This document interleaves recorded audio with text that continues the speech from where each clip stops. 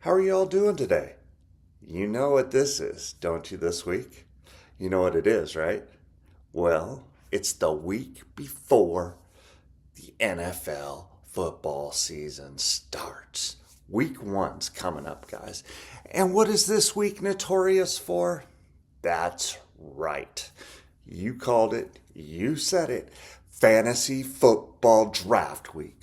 Now, some of you guys may have saw my posts. I put out my fantasy football draft, family draft. We did that last week to kind of get ahead of the game. Always a little nerve-wracking because never know what injuries are going to happen in the final preseason game. But that's the way it is. That's the way it goes. We all got that. Okay, beautiful. Now, I decided to go ahead and do my top five at each position, minus defensive players. I put them all in one because 999% of the drafts out there have defense and special teams. Do we all got that? Capiche? Capiche. Okay, good. So, I'm going to start with running backs. Kind of some of them are the unsung heroes, if you truly think about it. Okay? Now, you may agree to disagree or agree with me in regards to my top fives. And please understand, I'm not telling you how to draft, what to draft, so on and so forth. These are just my opinion in regards to players. And it's no particular order, even though I say 1, 2, 3, 4, 5. It's just there for there. Okay? Do we all got that? Do we all pick that up? Beautiful. All right, so let's go. Okay, running backs. Number one, we got to go with the man himself, the 2,000-yard man who didn't even play in the last game last year. Saquon Barkley did a great job. Over 2,000 yards, like I said. Got a great offensive line. Hopefully he does well this year, I'll be honest. Even though I'm a diehard Niner fan, as we all know, by the way. Okay. Number two, Jahmyr Gibbs. This kid is going to be phenomenal, I think, this year. I think he's going to come into his own. And their offensive line, I think, is going to do a lot better than they did last year. They got one thing that a lot of people don't have right now, like the Browns: confidence. And I like it. Love to see them do well again this year. Then, this is kind of my sleeper, but my number three. And I will say this: Ashton Genty. If the Raiders line can step it up, this kid's going to be ridiculously phenomenal. Do we got that? And we got to go with the old man himself, the beast, at 7'12", 320. No, I'm just kidding there. But Derrick Henry. How do you not love Derrick Henry? Even though he's in Baltimore, not a Baltimore fan, but I am a John Harbaugh fan. I am a Derrick Henry fan. So, Derrick Henry, would love to see you in an Adam Sandler movie. So please get that 3,000 yards. Capiche? Capiche. Let's go. And then I had to pick as my number five, the man himself, my 49er, CMC. Christian McCaffrey, folks. Really want to see him do well, come back from that injury, and prove a lot of doubters wrong. Do we got that?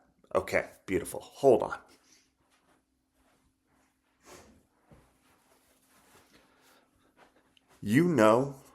Let's go. CMC, let's go. Okay, all right, sorry. I know I'm a little corny there, but that's okay. I'm a dad. I'm supposed to be corny, and my job is to embarrass my children. Anyway, so wide receivers. This is an eclectic group, in my opinion. You guys know eclectic kind of out there in there, this group is going to be legit. So, number one, Jamar Chase. Joe Burrows led the league last year in passing yards, and Jamar Chase was a huge part of that. I still see him continuing that success, even though Joe Burrows is going to be on the run a lot because no offensive line. Next, you got JJ, Justin Jefferson. Whew, this is going to be interesting just due to the fact that Walker, still technically a rookie quarterback, was out with the meniscus tear last year. So we're going to have to see what happens there. But I definitely want to see JJ. He has been a little injury prone. We'll figure that out later. Right? Right. Now, this guy, I think he's going to have probably one of his breakout years. And here's why. Jalen Hurts is coming off the Super Bowl. You guys know where I'm going. I think A.J. Brown is going to be one of your top receivers this year. I think he's going to be a huge target for Hurts. And you always got to go with the guy. You know who that guy is. From over there. Or is it over there on that side? I don't know. I can't remember which side when we interflop all this stuff. But my favorite Hawaiian football player, Puka Nakua, even though he's with the Rams, go Niners, he's going to do phenomenal this year. Hope he stays healthy. Let's go from there. Now, I'm going to bring this guy up because I really like what his team's doing. I hope he comes back from injury and is okay.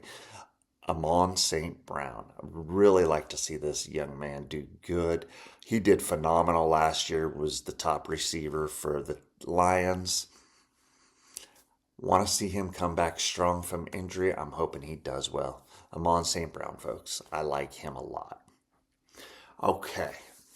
Now, folks. We all know this is, other than the linemen themselves, defensive and offensive. These are the guys that not only block, know how to block, love to hit and get hit, but these guys can catch the ball too.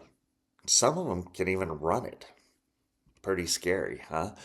But my tight ends, let's go. My number one tight end is a Raider from Las Vegas. The Raiders own Brock Bowers. Came off of a great rookie season. Really like this young man. He is a Northern California native. Went to Georgia, tore it up in Georgia, and has just continued his success. Let's go, Brock Bowers. Good for you, my friend. Number 2, my boy from the San Francisco 49ers. The one, the only, the incredulous one himself. George, the Animal Kittle. Oh, yes, you gotta love him. I don't care what anybody says, you gotta love the George Kittle. Okay, everybody? Let's go. This next one, number 3, to me is a big surprise last year. Okay? In my opinion, he was one of the top tight ends in the league. Because obviously he's on my list, right? So he has to be, just because. But even though he's a Cardinal, and he doesn't really have a true quarterback, just kidding, but not kidding, but kidding, not kidding. Anyway, Trey McBride, I like this kid. He caught some balls and got drilled and like it was nothing. You know what I'm saying? You pick up what I'm throwing down. I really like this kid. I'm hoping to see him do a lot better. Even though Kyler Murray is his quarterback, I really want to see this kid do well. Guy hits and blocks. I mean, he's almost as good as Kittle. Almost, okay? Now, this guy's the old man now. Let's just be honest. And, him and Kittle both went to the same college. Tight end U, a.k.a. Iowa. T.J. Hawkinson. This guy's always clutch. Was clutch with the Lions. Got traded to Minnesota, which, weird trade. Interdivision trade. I don't get that, but that's just me, okay? I just don't do that. Don't like that. But anyway, no big deal. He's really thriving up in Minnesota. Good for him. Hope the not rookie quarterback does well for him. Let's be honest. And then the real grandpa here, well, in football years, the great grandpa, Travis Kelce. great hands, an absolute game changer, as we all know. I got my notes here, by the way, folks. As we all know, wondering if he'll get about 700 yards, 80 catches this year. Not exaggerating either. I think he's going to go out with a bang, and, with good old Taylor Swift, and no pun intended, who knows what's going to happen from there, folks. Okay, do we all got that? Now, we move into the defensive side of things. And I think this defense that I pick first is going to be a huge, ginormous surprise to everybody. Okay? Are you ready for this? Are you sure you're ready? Because here it comes. The Houston Texans, I think, may be the number one defense, fantasy football defense out there. They're young, they're strong, they're quick, and they like to hit. I like this team as the number one defense, so let's go. Number two, I've got to take this team because they always played my team tough. They beat them the last 2 years and just dominated them. Let's just be honest. They're denominated them. Yes, that's right, folks. And no, I haven't been drinking. The Minnesota Vikings, Brian Bowles has done a great job as the defensive coordinator there, especially when it comes against the Niners. I mean, but, once they get to the playoffs, but that's a different story. So the Vikings are my number two. Number three and number four, I mean, they're interchangeable. Let's just be honest there. Always.